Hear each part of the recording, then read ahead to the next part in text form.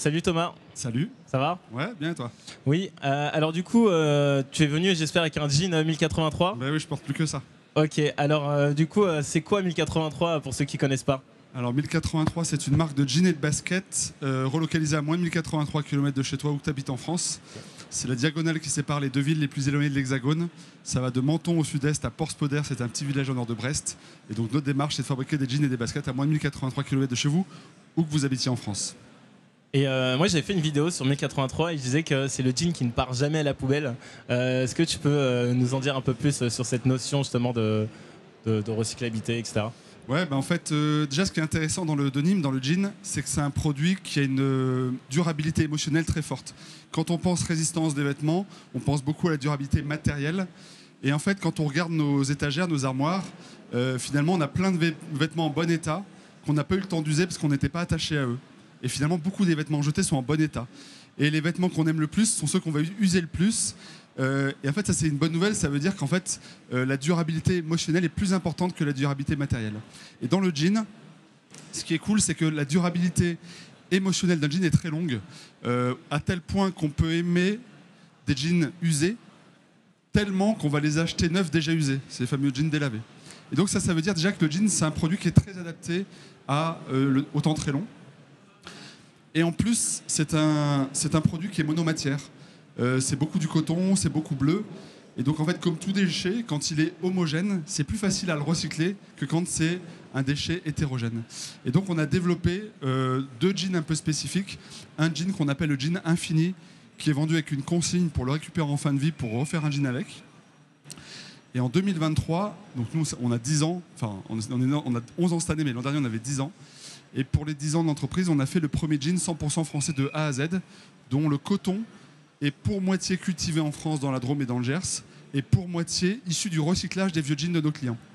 Et en fait, en faisant ça, du coup, on peut récupérer tous les jeans de nos clients, pas pour donner un bon d'achat aux clients, pour rentrer dans la surconsommation, mais simplement pour qu'on l'incorpore comme matière première de nos jeans de demain. Et ça, c'est vraiment un système d'économie circulaire qui est vertueux. Il est vertueux pour la planète, évidemment. Il est vertueux pour l'économie locale parce que du coup, 100% de l'argent que vous dépensez, un jean 1083, ça vaut entre 100 et 140 euros. Donc c'est à peu près le prix des jeans de marque. Et en fait, 100% de l'argent que vous dépensez irrigue l'économie locale, jusqu'à des agriculteurs pour les jeans en coton français. Les autres jeans sont en coton bio de Tanzanie. Le temps d'opérer en fait, la transition. Et c'est très vertueux aussi pour nous stratégiquement, parce que ça nous permet de construire les conditions d'avoir une matière première durable pour demain, avec ce monde un peu mouvant et qui donne peu de visibilité sur l'avenir du monde. Et ben en fait, maîtriser ces matières premières et s'assurer d'en avoir pour demain, c'est important. On est dans un moment où la planète se réchauffe à vitesse grand V. Du coup, toutes les stratégies agricoles sont un peu contrariées par ce réchauffement climatique. Et du coup, avoir une part de fibres agricoles qui diminue parce qu'on incorpore 50% de fibres recyclées, qu'on a localement. En plus, on a un énorme pays producteur de déchets textiles, vu qu'on est un pays surconsommateur textile. Ben ça nous permet d'avoir une vraie liberté entrepreneuriale de filière, puisque du coup, on devient autonome petit à petit sur notre matière première. Avant, tu étais dans l'industrie de l'informatique et maintenant, tu es dans l'industrie de la mode. Est-ce que tu peux nous en dire un peu plus sur ton parcours et comment on passe de l'un à l'autre, et parce que c'est pas forcément évident pour tout le monde. Oui, alors moi j'ai un DUT télécom et réseau, donc c'est vraiment... Aucun rapport, quoi. Aucun rapport. J'ai exercé 5 ans comme responsable informatique, mais j'y trouvais pas de sens. En fait, on travaille tous au moins 8 heures par jour pendant au moins 40 ans. Ça fait un paquet de temps d'une vie qu'on consacre au travail, et moi je pouvais plus le consacrer à des choses qui n'étaient pas en phase avec mes convictions. Par ailleurs, j'ai grandi dans l'Isère à Grenoble, et je voulais vivre dans la Drôme, dans la maison de mes grands-parents.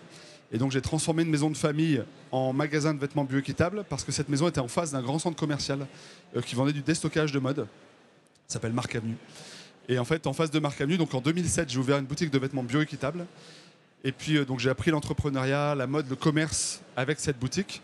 Et puis mes fournisseurs ont fermé. Donc c'est des marques très engagées, mais très ethniques aussi en termes de style. Et en fait, j'étais un peu frustré de voir à quel point tout le monde était pour l'environnement. Mais quand on met ces belles idées dans des produits pas très beaux, et ben en fait, on les achète pas. Et c'est là où le jean m'est apparu comme une évidence, parce que le jean, tout le monde le porte. les hommes, les femmes, les jeunes, les vieux, les catholiques, les musulmans, les gens de gauche, les gens de droite. Et donc tout ça m'a conduit vers l'idée de relocaliser la filière du jean en France. En 2013, il y avait 0% des jeans vendus en France qui étaient fabriqués en France.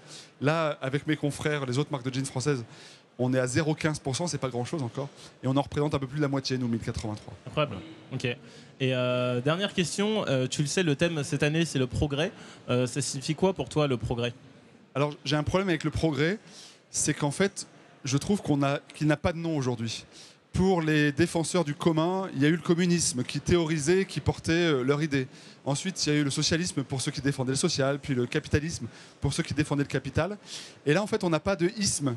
On est orphelin, en fait, d'un mot qui pourrait fédérer nos énergies. On voit bien, tout le monde a compris qu'il fallait changer le monde et tout le monde le fait à son échelle, mais c'est pas coordonné. On gesticule et en fait, on n'a pas la puissance d'un cap commun. Tous les mots qui définissent le progrès, ce sont soit des mots relatifs au passé, en opposition souvent, par exemple l'anticapitalisme ou l'altermondialisme, ou alors des mots qui sont un peu flous. Par exemple, la transition, on ne sait pas où. On est sur un rond-point comme là, puis on ne sait pas où on va. Ou l'impact. Tous les jours à la télé, on voit que les entreprises à impact, c'est super. Et tous les jours à la télé, il y a des pubs Carglass qui disent attention les impacts. Et en fait, du coup, ça montre qu'on n'a pas encore le mot juste qui va nous fédérer. Et ce mot juste, en vrai, il émergera quand on aura une théorie qui sera suffisamment forte et universelle pour nous fédérer. Et ensuite, son nom jaillira. Mais je trouve que le progrès aujourd'hui, d'ailleurs, si aujourd'hui tous ensemble on se pose la question de qu'est-ce que c'est bien qu'on ne l'a pas suffisamment bien défini. Oui, et c'est qu'on a tous une définition différente. Donc c'est pour ça que la question, elle est assez intéressante, je trouve. Écoute, merci beaucoup. Allez suivre ce qu'ils font. Si vous voulez vous acheter un jean français, 1083. C'est ça. Merci encore une fois. Merci. Bonne journée. Bonne journée.